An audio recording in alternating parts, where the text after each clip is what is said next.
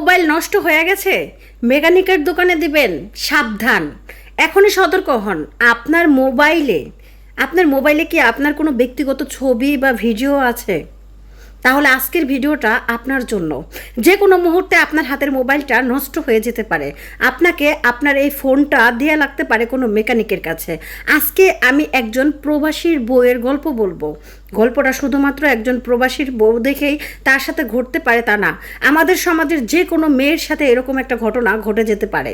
আপনিও এরকম ঘটনা সাথে জড়িয়ে যেতে পারেন। তাই আমি বলবো, যদি আপনার হাতের মোবাইলে আপনার কোনো ব্যক্তিগত মুহূর্তের ছবি বা ভিডিও আপনার মোবাইলে থাকে, দয়া করে এই মুহূর্তে ডিলিট করে দেন এবং এরকম কোনো কিছু কখনোই মোবাইলে রাখবেন না। একজন প্রবাসীর স্ত্রী, স্ক্রিনের পাশে যে ছবিটা দেখছেন, সেই মহিলার মোবাইলটা হঠাৎ করে নষ্ট হয়ে যায়। তার হাজব্যান্ড যেহেতু প্রবাসে থাকে, তার মোবাইল অনেক দরকারি জিনিস। সে একটা মেকানিকের দোকানে মোবাইলটা ঠিক করাতে দেয়, আর এই মোবাইল নষ্ট হয়ে যাওয়াটার কারণে এই মেয়েটার জীবনটাও নষ্ট হয়ে যায়। কী করে নষ্ট হয়ে যায় সেই ঘটনাটাই বন্ধুরা আজকে আপনাদের সঙ্গে আমি শেয়ার করছি। এই মেয়েটা যখন মোবাইল নষ্ট হয়ে যায়, মেকানিকের দোকানে দিয়ে দেয়, তখন তার নষ্ট হওয়া মোবাইলের ভিতরে তার কিছু ব্যক্তিগত ছবি ছিল। যখন সে মোবাইল ঠিক হওয়ার পরে আনতে যায়, মেয়েটা কিন্তু মাস্ক পরে। তখন সেই মেকানিক ছেলেটা বলে, এই মোবাইলে যে ছবিগুলো আছে, এই ছবিগুলো কি আপনার? তখন মেয়েটা বলে হ্যাঁ। তখন বলে, আমি বিশ্বাস করি না, আপনি তো মাস্ক পরেন, মাস্ক খুলেন। তারপরে মেয়েটা মাস্ক খুলে এবং কি যেভাবেই হোক ছেলেটার কাছ থেকে মেয়েটা মোবাইল নিয়ে যায়। মেকানিক একদিক থেকে এই মেয়েটার মোবাইল থেকে তার ব্যক্তিগত ছবিগুলো রেখে দেয়, অন্য দিক থেকে ওই মেকানিক ওই মেয়েটার যে ইমো আইডি আছে, সেই ইমো আইডিটা তার নিজের মোবাইলে লগ ইন করে রাখে, যার কারণে এই মেয়েটাকে ব্ল্যাকমেল করতে এই মেকানিকের খুব সহজ হয়।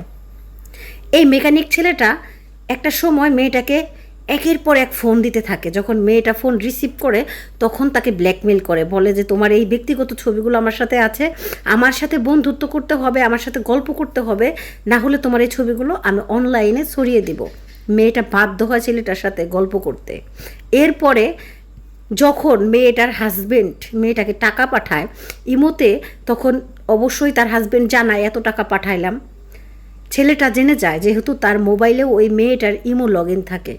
ছেলেটা বলে টাকা দিতে হবে। একবার তার হাজব্যান্ড 40,000 টাকা পাঠায়, সেখান থেকে 40,000-এর জায়গায় 30,000 টাকায় মেকানিক ছেলেটা চেয়ে বসে। মেয়েটাকে বলে যে তুমি যদি আমাকে টাকা না দাও, তোমার হাজব্যান্ডের কাছে আমি তোমার ছবিগুলো পাঠিয়ে দেব, বলবো তোমার সাথে আমার অনৈতিক সম্পর্ক আছে। মেয়েটা বিপদে পড়ে সেখান থেকে টাকা দিয়ে দেয়। এভাবে যখন একের পর এক টাকা দিতে থাকে, তখন তার সংসার খরচ থেকে টাকা দিতে গিয়ে সে হিমশিম খায়, একটা চাকরি নেয়। এবং যখন দেখে যে এই ছেলেটার আবদার আর আমি মেটাতে পারছি না, তখন ওই মেয়েটা তার স্বামীর কাছে এই ব্যাপারে আলোচনা করতে চায়, কিন্তু স্বামী তাকে পাত্তা দেয় না।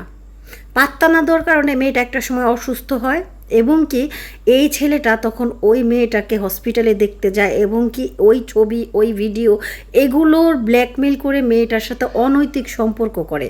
মেয়েটা তখন বলে যে আমি কেস করব, না হলে আমাকে তোমার বিয়ে করতে হবে। ছেলেটা বলে আমি তো সেটাই চেয়েছিলাম।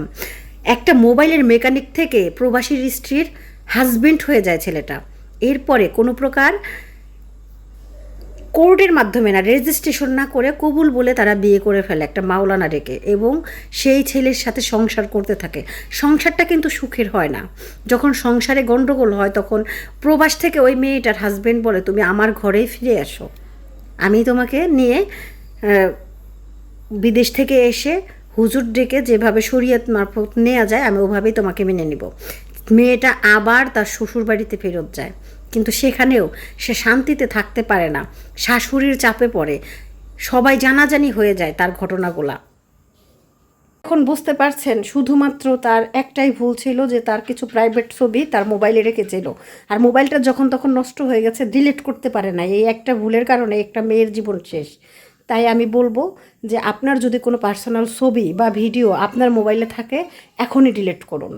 আর আমি বুঝি না স্বামী বিদেশ থাকে বলে কেন এইসব পার্সোনাল ব্যাপার স্বামীর সাথে শেয়ার করতে হবে, আবার এটা মোবাইলে রেখে দিতেও হবে।